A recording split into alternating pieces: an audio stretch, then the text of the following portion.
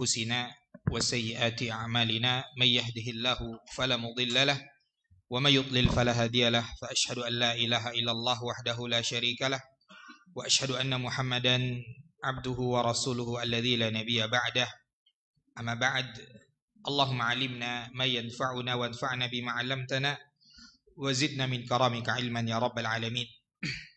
Ma'asyiral muslimin wal muslimat rahimani wa rahimakumullah. Alhamdulillah, kembali tak bosan-bosannya kita membasahi lisan kita dengan memuji Allah Subhanahu wa taala Rabbul Alamin atas segala nikmat Allah. Allah Subhanahu wa taala kembali pertemukan kita di majlis yang mulia ini, majlis yang mana dengannya kita berharap agar Allah Subhanahu wa taala memberikan kepada kita ilmu dan amal yang akan memberikan kepada kita manfaat dalam kehidupan dunia dan akhirat kita. Majlis yang dengannya kita mengharapkan mendapatkan apa yang disebutkan oleh Nabi sallallahu alaihi wasallam. Di antara yang disebutkan oleh Nabi sallallahu alaihi wasallam, Nabi sallallahu alaihi wasallam bersabda, "May yuridillahu bihi khairan yufaqihu fid din." Siapa yang Allah inginkan padanya kebaikan, Allah akan fahamkan ia terhadap agama. Maka pemahaman kebalikan daripada hadis yang mulia ini, yaitu siapa yang Allah kehendaki padanya keburukan, Allah akan palingkan ia daripada agama, waliyazubillah. Mudah-mudahan kehadiran kita saat ini ia datang untuk sama-sama berusaha mempelajari dan memahami serta mengamalkan daripada setiap syariat yang telah diturunkan kepada baginda Rasulullah sallallahu alaihi wasallam. Ma'asyiral muslimin wal muslimat rahimani wa rahimakumullah. Kembali kita bersama Al-Imam Abdul Ghani Al-Maqdisi rahimahullahu taala pada kitab beliau. Ya, kita sampai pada hadis yang ke-7, ya, tentang sifat wudu Nabi sallallahu alaihi wasallam. Itu hadis yang ke-7, an Humran maula Utsman ibni Affan radhiyallahu ta'ala anhuma annahu ra'a Utsman da'a biwudu fa afraga ala yadayhi min ina'ihi fa ghasalahuma 3 marrat thumma adkhala yaminahu fil wudu thumma tamadmada wastanshaqa wastanthara thumma ghasala wajhahu 3 wa yadayhi ila al-mirfaqaini 3 thumma masaha bi ra'sihi thumma ghasala kilta rijlaihi 3 thumma qala ra'aitu an-nabiyya sallallahu alaihi wasallam yatawaddau nahwa wudu'i hadha wa qala man tawadda'a nahwa wudu'i hadha thumma shalla rak'ataini la yuhaddithu fihima nafsahu ghufira lahu ma taqaddama min dhanbihi. Hadis yang ke-7 daripada Humran. Ya, Humran, ya, namanya ya, dia merupakan budak daripada Utsman, ya, ibn Affan radhiyallahu taala anhu. Ya, berkata Ibnu Atsir, Al-Imam Ibnu Atsir rahimahullahu taala, ya, wa huwa ibnu Aban. Ya, Humran ini ibn Aban daripada Utsman ibn Affan radhiyallahu taala anhuma. Ya, dia meriwayatkan daripada Utsman ibn Affan radhiyallahu taala anhuma. Utsman, ya, ibn Affan radhiyallahu taala anhuma, sahabat yang ma'ruf, sahabat yang kita semua sering mendengarkan akan namanya. Ya, bahkan dia merupakan salah satu daripada 10 sahabat Nabi sallallahu alaihi wasallam yang dijamin masuk surga. Dan ia digelar dengan Zunnurain, yaitu sahabat yang memiliki 2 cahaya. Kenapa beliau digelar dengan Zunnurain? Karena beliau radhiyallahu taala anhu yang menikahi 2 putri Nabi sallallahu alaihi wasallam, dan tentunya tidak sekaligus. Ya, pertama ia menikahi Ruqayyah, ya, lalu Ruqayyah radhiyallahu taala anha sakit parah, ya, pada saat perang Badar, sehingga Utsman bin Affan radhiyallahu taala anhu tidak bisa ikut bersama Nabi sallallahu alaihi wasallam berperang pada perang Badar pada saat itu. Ya, lalu ketika Ruqayyah radhiyallahu taala anha wafat, Nabi sallallahu alaihi wasallam menikahkan putri, ya, beliau yang lainnya, yaitu Ummu Kalsum, ya, dengan Utsman ibn Affan radhiyallahu taala anhu. Dan ketika Ummu Kalsum radhiyallahu taala anha juga wafat, Nabi SAW pernah mengatakan kepada Utsman pada saat itu, seandainya aku punya putri yang lain, aku akan nikahkan kepadamu, wahai Utsman, ya radhiyallahu taala. Ya, maka ia merupakan salah satu sahabat yang awal-awal masuk Islam. Ya, dia masuk Islam di usianya 35 tahun. Ia 5 tahun lebih muda dari Nabi sallallahu alaihi wasallam, masuk Islam melalui dakwah daripada sahabat Abu Bakar As-Siddiq radhiyallahu taala an, karena mereka sama-sama pedagang. Ya, mereka sama-sama pedagang. Ya, maka ini ya, pedagang hendaklah ia juga berdakwah kepada sesama pedagang, ya, karena biasanya hatinya lebih dekat. Ya, mereka memiliki kedekatan yang berbeda dan pemikiran yang kedekatan yang begitu dekat, ya, dan pemikiran yang sama, sehingga ya ini lebih mudah untuk mendakwahinya. Ya, dan bahkan Abu Bakar As-Siddiq radhiyallahu taala anhu hampir, ya, bahkan lebih daripada setengah sahabat yang 10 orang dijamin masuk surga, setengahnya itu hasil dakwah daripada Abu Bakar As-Siddiq radhiyallahu taala anhu. Ya, maka sahabat Utsman merupakan sahabat yang sangat mulia. Ya, sahabat yang banyak sekali mendapatkan janji surga daripada Nabi sallallahu alaihi wasallam karena kedermawanan beliau yang luar biasa. Ya, karena kedermawanan Utsman bin Affan radhiyallahu taala anhu yang luar biasa. Ya, ketika kaum muslimin di kota Madinah kesulitan untuk mendapatkan air, dan satu-satunya mata air sumur yang pada saat itu memiliki banyak air yaitu Bi'ru Rumah yang dimiliki oleh seorang Yahudi, dan Yahudi tadi tidak mau memberikan air tadi kepada penduduk Madinah kecuali mereka harus membeli. Sedangkan kaum muslimin pada saat itu hampir mayoritas mereka dalam keadaan sulit. Maka Nabi SAW memotivasi para sahabatnya untuk membeli sumur rumah. Ya, kata Nabi SAW, ya, man ishtara bi'ra rumah falahul jannah.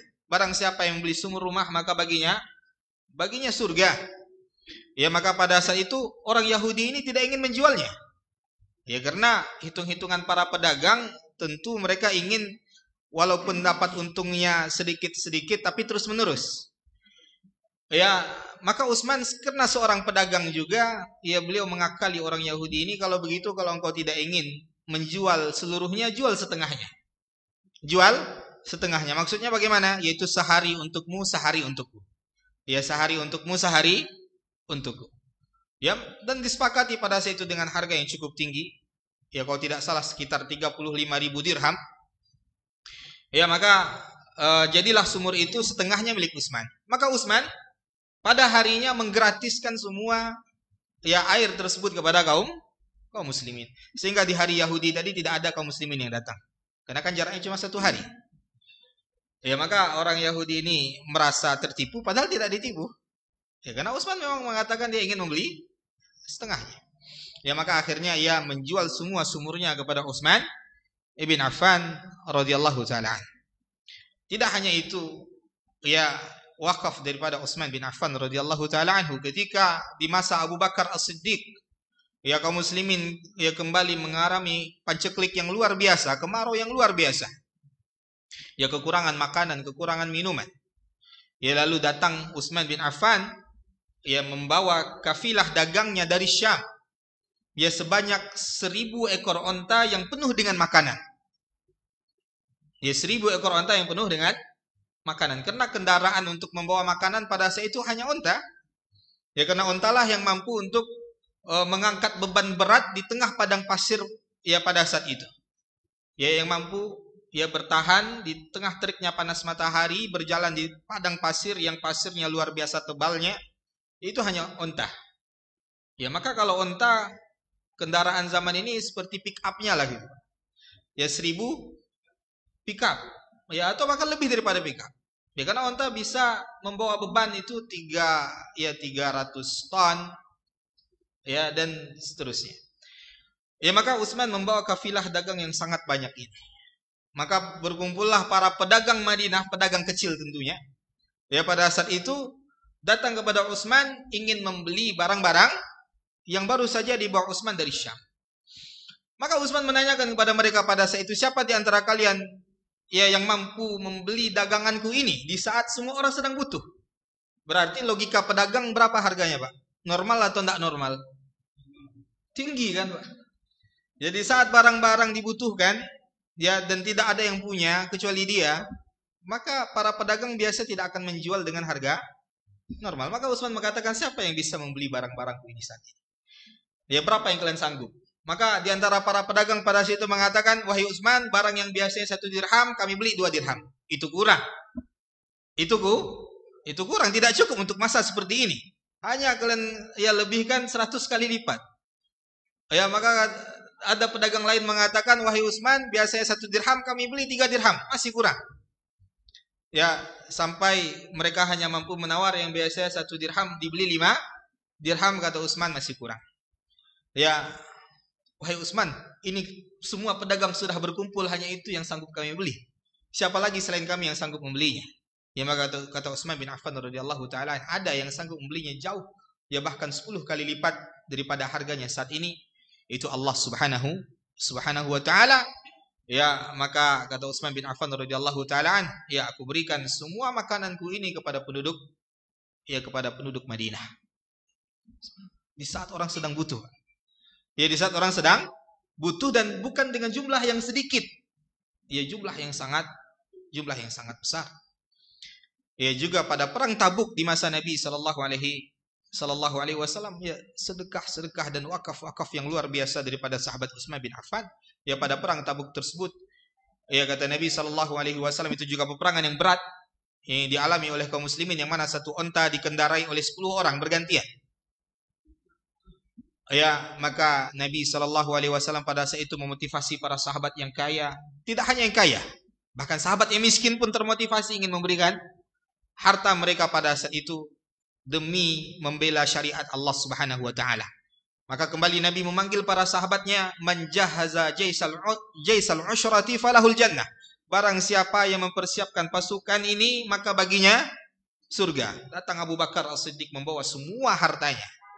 Datang Umar membawa setengah hartanya, datang Utsman bin Affan membawa dengan bajunya ya dinar yang berisi 1000 dinar. Ya, berisi 1000 dinar. 1 dinar itu kurang lebih 4/4 gram emas, Pak. Berapa harganya sekarang itu? Hampir 5 juta, Pak ya. Ya, taruhlah 5 juta. Ya, 5 juta satu dinarnya, dia memberikan pada saat itu 1000 dinar. Di hari itu. Ya, kurang lebih 5 miliar. Ya, kurang lebih 5 miliar. Ya, tidak hanya itu, Nabi kembali naik ke mimbarnya, man jahaza jaisal usyrati falahul jannah. Barang siapa yang mempersiapkan bekal untuk pasukan ini, maka baginya surga. Kembali Utsman datang kepada Nabi sallallahu alaihi wasallam membawa onta-ontanya, membawa kuda-kudanya. Ia membawa pada saat itu sekitar 700 ekor onta, 300 ekor kuda. Itu kendaraan mewah di zaman itu. Ya, diberikan oleh Utsman bin Affan untuk kaum muslimin untuk berperang pada perang Tabuk pada saat itu, dan Utsman juga ikut pada peperangan tersebut. Ya, jadi Utsman adalah sahabat yang sangat luar biasa, terkenal dengan kedermawanannya, juga bahkan terkenal dengan ibadahnya. Utsman bin Affan radhiyallahu taala pernah satu ketika salat malam, ya, dalam satu rakaatnya dia mengkhatamkan Al-Qur'an. Dalam satu rakaatnya dia mengkhatamkan Al-Qur'an. Utsman bin Affan radhiyallahu taala dia yang mengatakan kepada kita, "Lau taharat qulubukum ma syabi'tum min kalami rabbikum." Seandainya hati kalian itu suci, hati kalian itu bersih, maka kalian tidak akan pernah puas dengan kalamu rabbikum, dengan perkataan Rabb kalian, dengan Al-Qur'an. Ya, Utsman bin Affan radhiyallahu taala Utsman bin Affan radhiyallahu taala menjadi khalifah setelah Umar Ibnul Khattab radhiyallahu taala.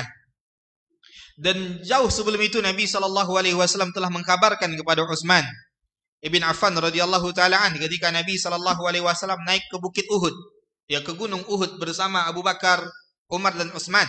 Pada saat itu Uhud bergetar, Uhud berguncang. Lalu Nabi sallallahu alaihi wasallam mengatakan, "Usbut ya Uhud, diam wahai Uhud. Ya, karena sesungguhnya di atasmu ada Nabi, di atasmu ada As-Siddiq, dan di atasmu ada 2 orang syahid." Ya, di atasmu ada Nabi, di atasmu ada Siddiq yaitu Abu Bakar As-Siddiq, dan di atasmu ada 2 orang syahid yaitu Umar dan Utsman radhiyallahu taala. Dan lebih khusus lagi pada suatu ketika Nabi SAW sedang duduk ya pada sebuah kebun ya di kota Madinah.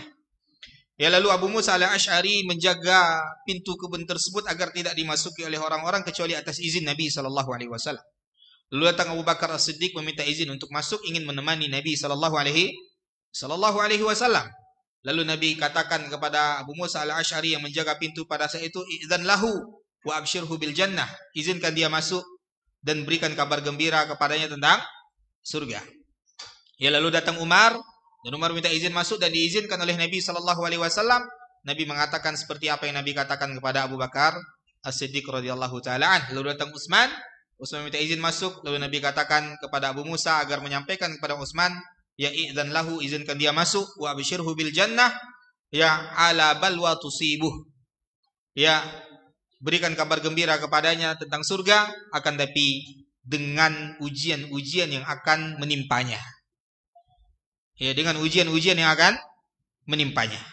Dan lebih khusus dari itu, Nabi SAW pernah mengatakan kepada Utsman, wahai Utsman, ya Utsman, innallaha yuqammisuka qamisan. Wahai Utsman, Allah akan memakaikan kepadamu pakaian, yaitu kekuasaan. Wa aradu ayanza'u. Ya, dan mereka orang-orang munafik ingin agar engkau menanggalkan kekuasaanmu tersebut, ya maka jangan engkau tanggalkan. Ya. Maka di kekhalifahan Utsman bin Affan radhiyallahu taala, Utsman memerintah selama 12 tahun. Ya, Utsman memerintah setelah Umar bin Khattab radhiyallahu taala anhu selama 12 tahun. Selama 10 tahun, di 10 tahun pertama pada kekuasaan kekhalifahan Utsman bin Affan, keadaan masih normal. Ya, bahkan ya kaum muslimin semakin menyebar, kemenangan demi kemenangan didapatkan oleh kaum muslimin. Ya, penaklukan demi penaklukan yang terjadi di zaman Utsman bin Affan radhiyallahu taala. Akan tapi banyak yang tidak suka tentunya. Ya, di antaranya ya adalah Abdullah bin Sabah yang pura-pura masuk Islam pada saat itu, tidak menerima negerinya ditaklukkan. Ya, lalu ia pura-pura masuk Islam dan membuat makar. Ya, di 2 tahun terakhir daripada kekuasaan Utsman, ia membuat makar. Ya, ia menulis surat, ya seolah-olah surat itu dari Ali, dari Talhah, dari Zubair. Ya, dia kirim surat ini ya kepada orang-orang yang sangat mencintai Ali bin Abi Thalib. Ya, di Kufah dan di Basrah. Ya, dia kirim surat tersebut ya berisi seolah-olah Ali, Talhah bin Ubaidillah, Zubair bin Awam mengajak mereka untuk memberontak terhadap kekuasaan Utsman bin Affan radhiyallahu taala. Ya, lalu gencar dilakukan oleh Abdullah bin Sabah rencananya ini, sehingga berkumpullah sekitar 600 orang dari penduduk Kufah, Basrah dan penduduk Mesir. Pada saat itu ingin pergi ke kota Madinah, ingin memberontak kekuasaan kekhalifahan daripada Utsman bin Affan radhiyallahu taala, ingin berdemo. Dan niat demo mereka demo damai. Niat demo mereka demo damai. Ya, mereka hanya ingin menginginkan Utsman meninggalkan kekuasaannya, maka tidak akan terjadi pertumpahan darah. Damai itu kan, Pak? Itu demo damai. Tapi yang namanya demo memberontak kepada kekuasaan itu bukan syariat yang diajarkan oleh Rasulullah sallallahu alaihi wasallam. Walaupun niat awalnya damai, ya karena emosi yang memuncak ya yang ada di tengah-tengah mereka, tentu mereka dimasuki oleh syaitan dan akhirnya terjadilah pertumpahan darah. Ya, hingga puncaknya mereka membunuh Utsman bin Affan radhiyallahu taala. Mereka datang ke kota Madinah. Ya, niat demo damai. Ya, meminta kepada Utsman meninggalkan kekhalifahannya. Ya, datang 600 orang tadi. Ya, di bulan-bulan haji, ya mereka sampai ke kota Madinah. Penduduk Madinah mengira mereka akan mengerjakan haji. Padahal tidak, mereka adalah orang-orang yang ingin merongrong kekhalifahan Utsman ibn Affan radhiyallahu taala. Hingga sampai mereka di kota Madinah, ya lalu mereka mengatakan, man kaffa yadahu fahuwa amin. Wahai penduduk Madinah, siapa yang tidak menghunuskan pedangnya maka dia aman. Kami datang bukan memerangi kalian. Ya, yang datang itu juga orang-orang yang mengucapkan syahadat. Ya, yang datang ingin memberontak Utsman adalah orang yang mengucapkan syahadat, akan tapi mereka adalah para juhal. Ya, orang-orang bodoh. Orang-orang yang tidak mengenal syariat Islam dengan benar. Ya, lalu mereka datang ya pada saat itu salat di Masjid Nabawi dan imamnya adalah Utsman. Mereka salat juga di belakang Utsman. Ya, tapi ya setelah itu mereka mengepung rumah Utsman. Ya, mereka mengepung rumah Utsman bin Affan radhiyallahu taala an. Utsman pada saat itu umurnya 83 tahun. Ya, 83 tahun. Apa yang bisa dilakukan oleh seorang Utsman di saat usia tuanya yang sangat tua pada saat itu? Ya, tenaga sudah tidak ada lagi. Tapi mereka masih sanggup melakukan itu kepada Utsman. Ya, di awal-awal Utsman masih bisa keluar dari rumahnya. Ya, sehingga Utsman sempat beberapa kali ya menenangkan suasana. Ya, Utsman sempat ya mengatakan di dalam khutbah Jumatnya, mengatakan kepada mereka, ya ayyuhal ghuraba, wahai orang-orang asing. Ya, seandainya kalian mendapati pada diriku sesuatu kesalahan, maka pada hari ini aku bertaubat kepada Allah Subhanahu wa taala. Ya, begitu ketawaduan Utsman bin Affan radhiyallahu taala. Akan tapi mereka tetap tidak mau. Mereka tetap meminta kepada Utsman meninggalkan jabatannya, meninggalkan kekhalifahannya. Utsman bukan orang yang tamak jabatan. Dia hanya ingat pesan Nabi. Ya, bahwasanya apabila mereka ingin menanggalkan pakaianmu, yaitu jabatanmu, jangan tanggalkan, kata Nabi sallallahu alaihi wasallam. Maka puncaknya ketika Utsman pada saat itu ia melihat mereka tetap ya melakukan kesalahan mereka, yaitu ingin mendemo Utsman bin Affan radhiyallahu taala an. Utsman kembali ketika di khutbahnya mengatakan kepada mereka, ya kata Utsman bin Affan radhiyallahu taala anhu pada mereka pada saat itu, ya Utsman mengajak mereka untuk bertaubat. Ya, irji'u ila shawab. Kembalilah kalian kepada kebenaran. Ya, jangan lakukan hal ini. Laqad alima ahlul Madinah annakum mal'ununa bilisani Rasulillah sallallahu alaihi wasallam. Penduduk Madinah telah tahu bahwasanya kalian adalah orang yang disebutkan oleh Rasulullah sallallahu alaihi wasallam. Kembalilah kalian kepada kebenaran, kata Utsman. Tapi apa yang mereka lakukan ketika mendengarkan Utsman berkhutbah seperti itu? Mereka lempar dengan batu. Ya, sampai Utsman ia pingsan dan terjatuh dari mimbarnya. Lalu Utsman dibawa ke rumahnya. Ya, lalu Utsman betul-betul dikepung, tidak boleh ada yang masuk ke dalam rumah Utsman. Ya, tidak ada yang boleh membawa makanan dan minuman ke rumah Utsman. Subhanallah, sampai ke derajat ini mereka lakukan. Ya, bahkan Ummul Mukminin Aisyah radhiyallahu anha ketika ingin mengantarkan makanan ke rumah Utsman, minuman ke rumah Utsman, tunggangan daripada Aisyah Ummul Mukminin dipukul oleh mereka sehingga Aisyah Ummul Mukminin terjatuh daripada tunggangannya. Orang-orang Khawarij. Ya, maka pada saat itu Utsman memilih untuk meminimalisir kemudaratan. Utsman tidak ingin terjadi pertumpahan darah di kota Madinah, di kota Nabi sallallahu alaihi wasallam. Pada saat itu Utsman mengusir semua para sahabat yang ingin membelanya. Pada saat itu para sahabat mengutus anak-anak mereka. Ali mengutus Hasan dan Husain. Ya, pada saat itu datang Ibnu Umar. Pada saat itu datang anak daripada Zubair bin Awam, yaitu Abdullah bin Zubair. Pada saat itu ada Abu Hurairah dan sahabat-sahabat yang lain yang siap membela Utsman bin Affan. Tapi Utsman katakan, irji'u, pulang kalian. Karena Utsman tidak ingin terjadi pertumpahan darah di kota Madinah. Bahkan Utsman katakan kepada orang-orang yang ada di rumahnya pada saat itu, ya kepada budak-budaknya, barang siapa yang menahan pedangnya, maka dia merdeka. Maka tinggallah di rumah itu hanya Utsman dan istrinya. Ya, maka pada saat itu telah memuncak kemarahan orang-orang Khawarij pada saat itu kepada Utsman bin Affan radhiyallahu taala, lalu mereka mendobrak pintu Utsman. Dan di malam itu Utsman bermimpi bertemu Rasulullah sallallahu alaihi wasallam. Ya, Rasulullah mengatakan pada Utsman, ya kata Nabi sallallahu alaihi wasallam, aftir indana ya Utsman. Wahai Utsman, besok berbuka dengan kami.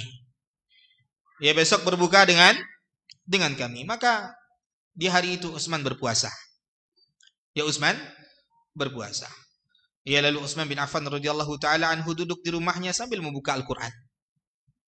Ya, dia tidak mempedulikan orang-orang Khawarij yang ada di luar rumahnya. Ya, Utsman sibuk, ya hanyut dalam bacaan Al-Qur'annya. Lalu ketika mereka sudah tidak sabar lagi, Utsman tetap tidak mau ya turun daripada jabatannya. Mereka masuk ke rumah Utsman, menghunuskan pedangnya di hadapan sahabat yang sangat dicintai dan disayangi oleh Nabi sallallahu alaihi wasallam, yang bahkan menantu Nabi sallallahu alaihi wasallam. Ya, mereka hunuskan pedang mereka kepada Utsman. Pada saat itu Utsman sedang baca Al-Qur'an dan Utsman tidak mempedulikan mereka. Sebelum itu Utsman telah merapikan pakaiannya. Ya, Utsman menggunakan ya semua pakaian yang menutup auratnya, bahkan dia menggunakan celananya. Ya, sebelum menggunakan jubahnya. Ya, agar apa? Agar nanti ketika dia terbunuh tidak tersingkap auratnya. Karena Utsman adalah sahabat yang sangat pemalu, yang tidak ingin auratnya terlihat. Ya, Nabi mengatakan asdaqukum hayaan Utsman.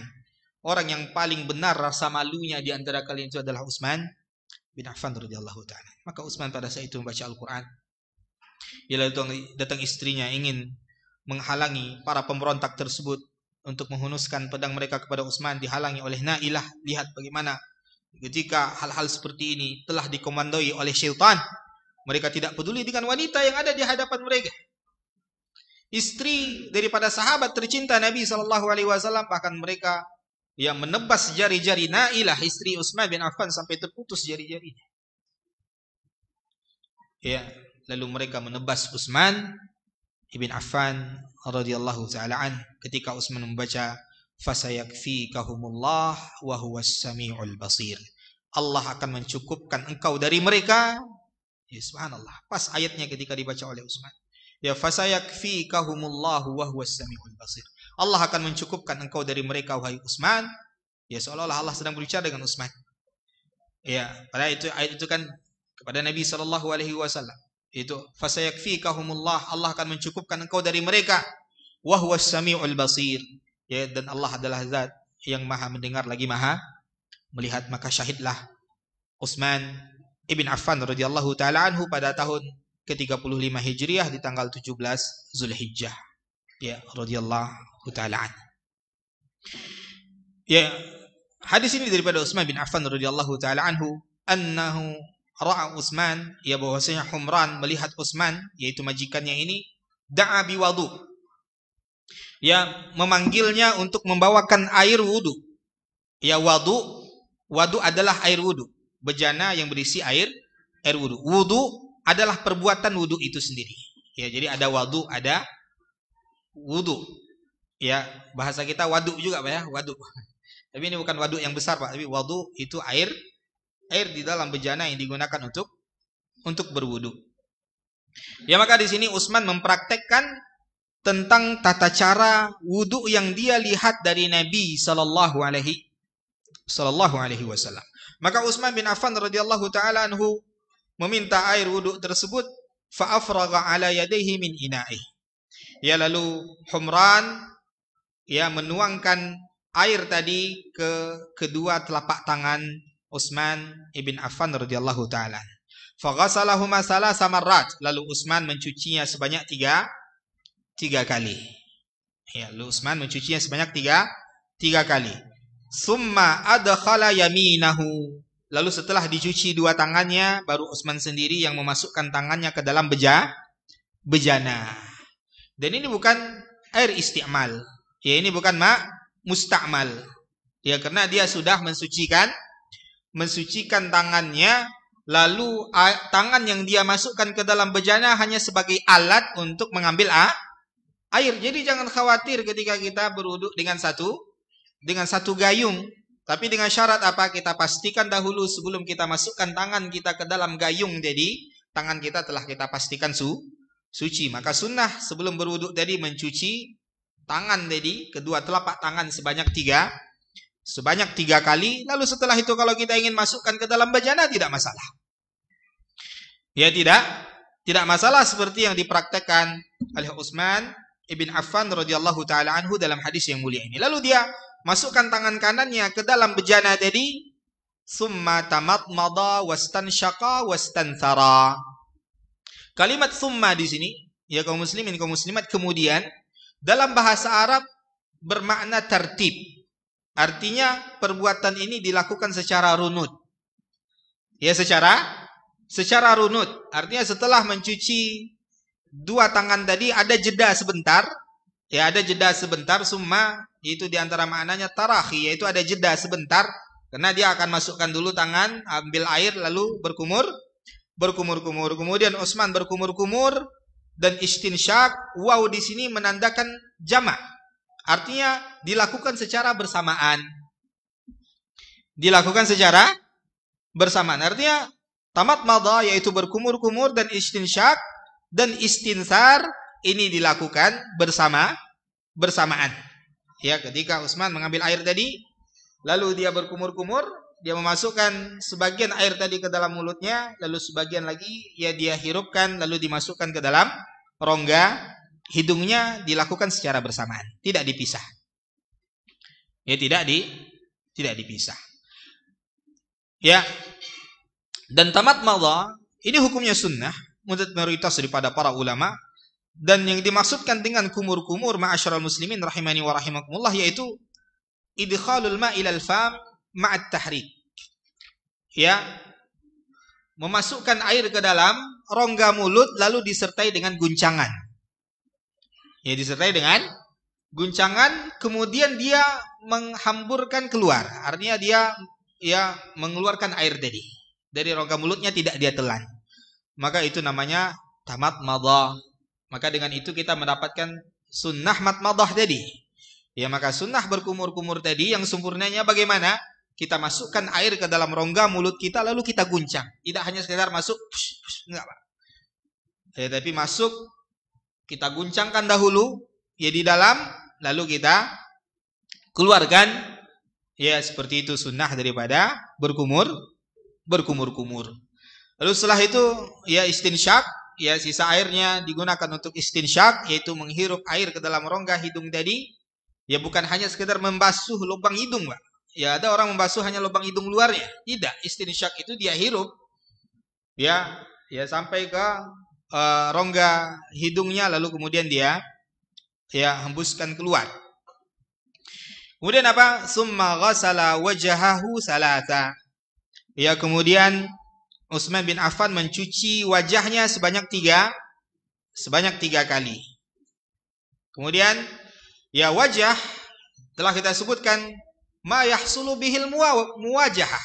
Yang disebut wajah adalah yang terlihat ketika kita melihatnya di depan. Maka itu wajah. Dan batasannya mana? Batasannya itu dari tempat tumbuh rambut yang normal ya sampai ke dagu kita. Ya, sampai di bawah dagu ini. Itu panjangnya.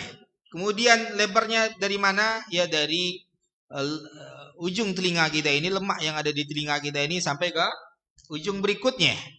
Ya, maka itu wajah.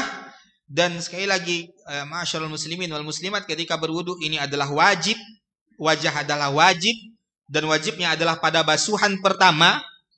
Ya, maka harus sempurna pada basuhan yang pertama. Karena basuhan yang kedua dan ketiga itu sifatnya sunnah. Maka kalau tidak sempurna basuhan pertama, maka basuhan berikutnya niatkan untuk basuhan pertama, bukan untuk basuhan yang kedua. Karena basuhan yang kedua dan ketiga itu sifatnya sunnah. Ya, jadi yang wajib sempurna adalah basuhan yang pertama, dan yang kedua dan ketiga juga harus sempurna agar mengikuti sunnah Nabi Sallallahu Alaihi Wasallam. Jadi tidak boleh kita sembarangan dalam membasuh wajah. Ya, kalau kumur-kumur tadi tidak sempurna, ya tidak, artinya tidak sampai mengguncang, insya Allah dapat sunnahnya, tapi tidak sempurna sunnahnya. Karena sempurna sunnah tadi dengan mengguncang lalu menghembuskan keluar, ya, mengeluarkan air tadi. Tapi kalau wajah itu wajib.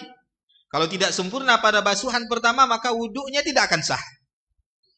Ya, maka wudunya tidak sah. Maka ini hendaklah kita perhatikan ketika kita berwudu, ketika membasuh wajah. Maka membasuh wajah ini hukumnya wajib, karena ini Allah sebutkan dalam surat Al-Maidah 6 yang telah kita sebutkan sebelumnya. Kemudian apa? Wa yadayhi ilal mirfaqaini salasa. Kemudian setelah itu Utsman membasuh kedua tangannya. Tangan, ketika disebutkan tangan dalam bahasa Arab, itu dari ujung jari sampai ke pergelangan tangan kita ini. Ya, sampai ke sendi tangan kita ini, maka ini semuanya tangan dalam bahasa Arab. Maka Nabi membatasi sampai mana? Ilal mirfaqaini. Ya, juga Allah juga membatasi dalam Al-Qur'an ilal marafiq. Ila, itu membasuh tangannya sampai ke siku. Dan makna ila di sini sampai di sini maknanya ma'a. Ya. Maknanya ma'a menurut Imam Syafi'i dan para ulama yang lainnya artinya siku harus masuk. Siku harus masuk. Tidak boleh tidak masuk karena ini bagian yang wajib. Makanya kalau kita ingin sempurna wudhu kita dilebihkan. Ya, dapat wajib, dapat sunnah sekaligus. Ya, di mana Nabi SAW ya mengatakan apa? Inna ummati yud'auna yaumal qiyamati ghurran muhajjalina ya min asaril wudu. Sesungguhnya umatku pada hari kiamat itu diketahui dari mana? Dari cahaya yang memancar daripada tangan dan wajahnya, tangan, kaki, wajahnya. Ya, maka kata Nabi, kata Abu Hurairah apa? Barang siapa di antara kalian yang sanggup ya dan mampu untuk memanjangkan cahayanya maka panjangkan. Artinya apa? Kalau kita bisa lebihkan maka lebihkan. Azan, Pak. Ya, kita azan Isya terlebih dahulu dan kita lanjutkan setelah azan berkumandang. Ya, sallallahu alaihi Muhammad wa ala alihi wa ashabihi wasallam.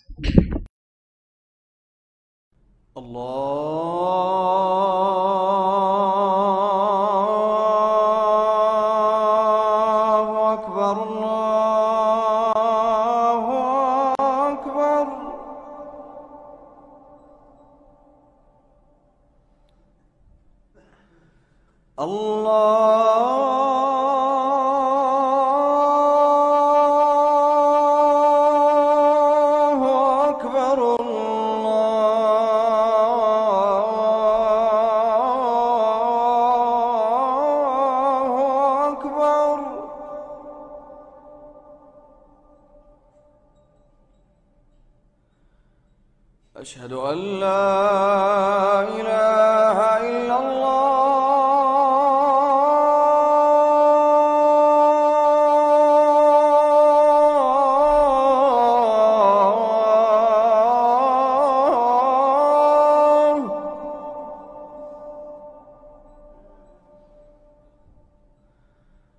أشهد أن لا إله إلا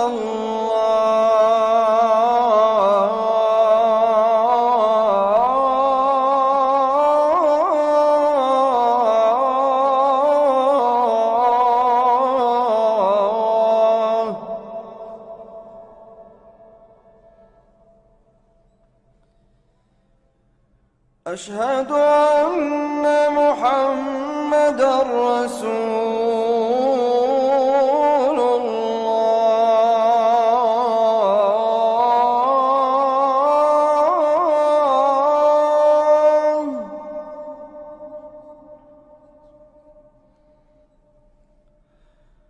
أشهد أن محمدًا رسول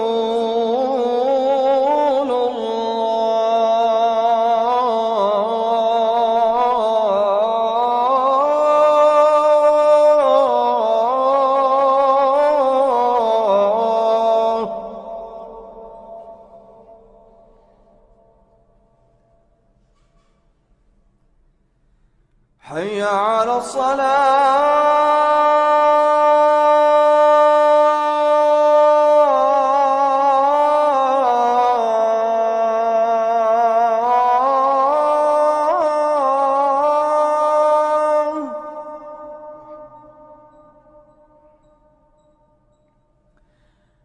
حي على الصلاة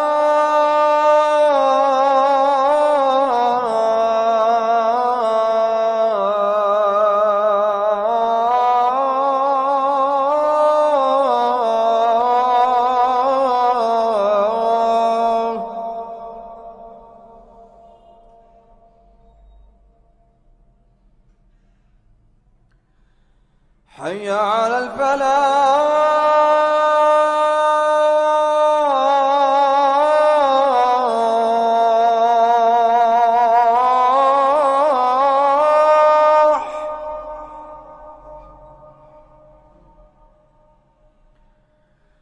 حي على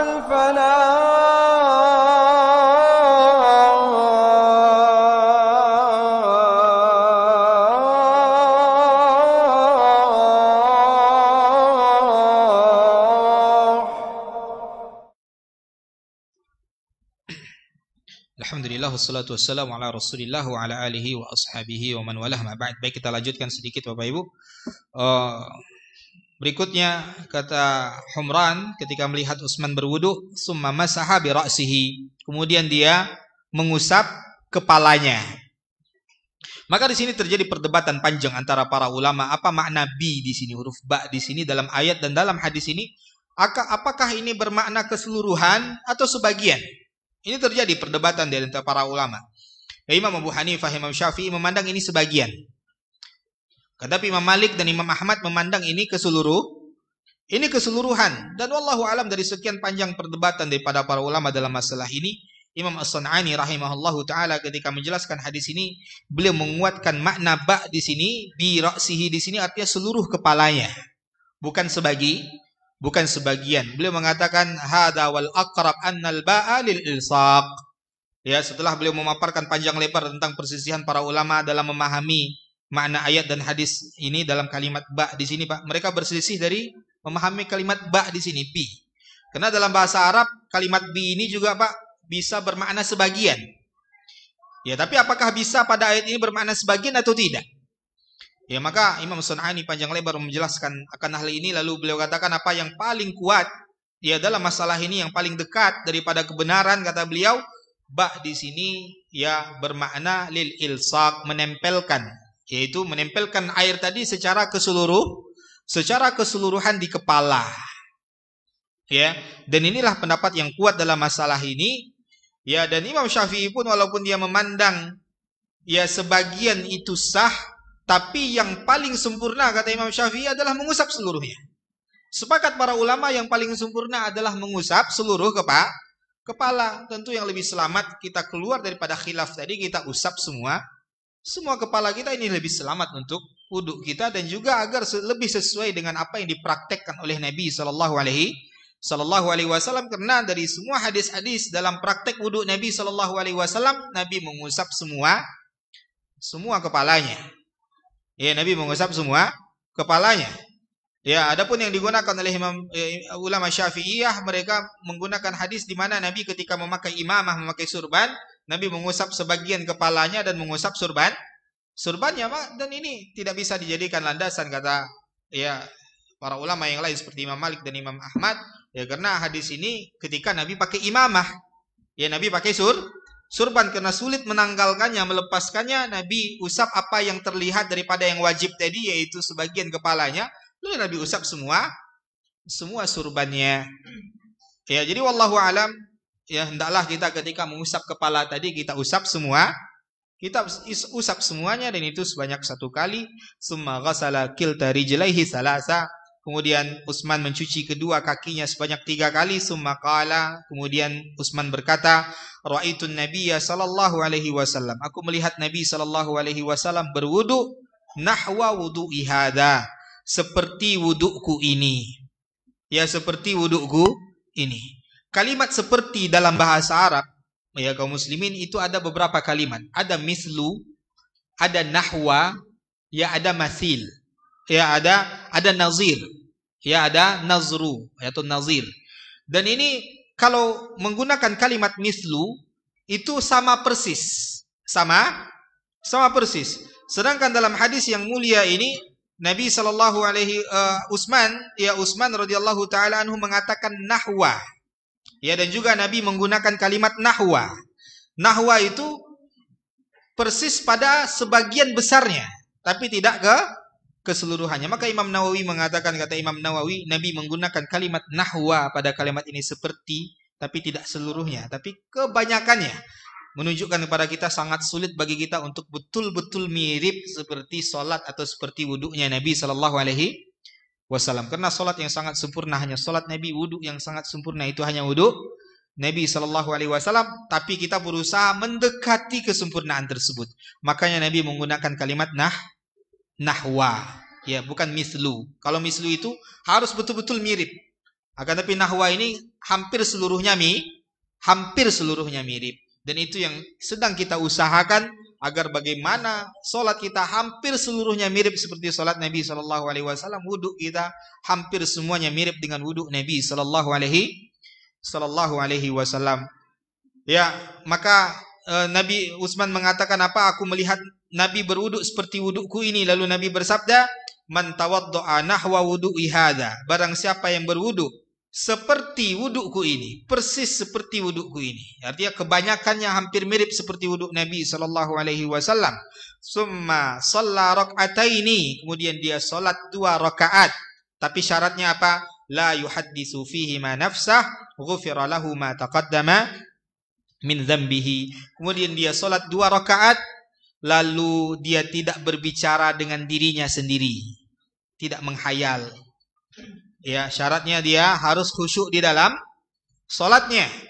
Khusyuk yang seperti apa? Ya, karena kan apalagi di masa seperti ini, ya di akhir zaman seperti yang dikhabarkan oleh Huzaifah bin Yaman radhiyallahu taala an, bahwasanya yang pertama kali dicabut daripada umat ini adalah rasa khusyuk di dalam salat.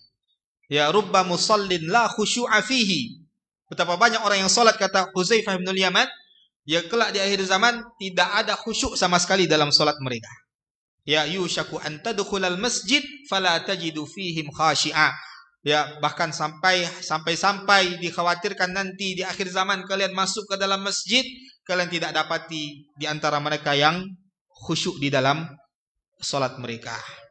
Ya, jadi ya khusyuk seperti ini Bapak Ibu kaum muslimin kaum muslimat, artinya kalau terbayang sebentar, bukan kita yang sengaja membayangkannya.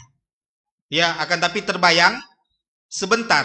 Karena kata Nabi sallallahu alaihi wasallam dalam hadis yang lain, ya ketika sahabat Utsman Ibn As, ya As-Saqafi radhiyallahu taala anhu bertanya kepada Nabi sallallahu alaihi wasallam, ya Rasulullah, wahai Rasul sallallahu alaihi wasallam, aku mendapati waswas ketika aku salat, ketika aku membaca Al-Qur'an. Ya, aku mendapati syaitan, ya inni wajadtu syaitana ya baina salati wa baina qiraati. Ya, aku dapati syaitan ya di antara salatku dan di antara bacaan Al-Qur'anku, di mana dia memberikan waswas kepadaku tatkala aku membaca Al-Qur'an dan tatkala aku salat. Maka apa kata Nabi sallallahu alaihi wasallam? Ya, dzaka syaitanu yuqalu lahu khinzab. Ya, itu adalah syaitan yang bernama khinzab. Ya, jadi ada syaitan yang namanya khinzab. Memang tugas dia dari iblis untuk apa? Menggoda kita, membuyarkan ya khusyuk kita dalam salat dan dalam bacaan Al-Qur'an kita. Maka kata Nabi sallallahu alaihi wasallam, fa idza anta hasastahu, ketika engkau merasakan kehadiran khinzab tadi, yaitu engkau mulai menghayal dalam salatmu, mulai menghayal dalam bacaan Al-Qur'anmu, ya fata'awaz billah, hendaklah engkau segera beristiazah kepada Allah. Ucapkan a'udzubillahi minasyaitonirrajim wanful an yasarika salasa. Kemudian hendaklah engkau meludah kecil, ya bukan dikumpulkan air ludah, Pak, artinya apa? Ya dia menghembus kecil sambil keluar sedikit percikan air ludahnya ke sebelah kirinya. Ya, ke sebelah kirinya, dan tentunya ketika dia salat sendirian. Ketika dia salat ya berjamaah, ya dan di sampingnya ada orang, ya maka untuk menghindari fitnah cukup dia membaca ta'awudz, ya maka pada saat itu akan hilang semua bayangan-bayangan tadi, kata Nabi sallallahu alaihi wasallam, dipraktekkan oleh Utsman ya pada saat itu, dan dia merasakan apa yang disebutkan oleh Nabi sallallahu alaihi wasallam. Makanya kalau para ulama menyebutkan kalau itu hanya bayangan sebentar, hayalan sebentar, lalu segera kita berusaha menghilangkannya, tetap masih mendapatkan keutamaan ini. Ya, tetap masih mendapatkan keutamaan. Tapi kalau dia yang sengaja mengingat-ingat, tadi dompetnya hilang, pas takbir sengaja dia ingat-ingat lagi. Tadi di mana saya lewat ya? Tadi saya lewat di sini. Lalu di sini dan di sini.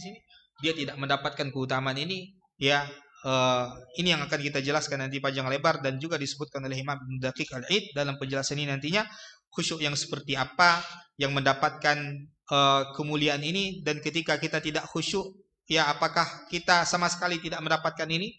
Ya, maka ini yang insyaallah kita akan bahas pada pertemuan berikutnya.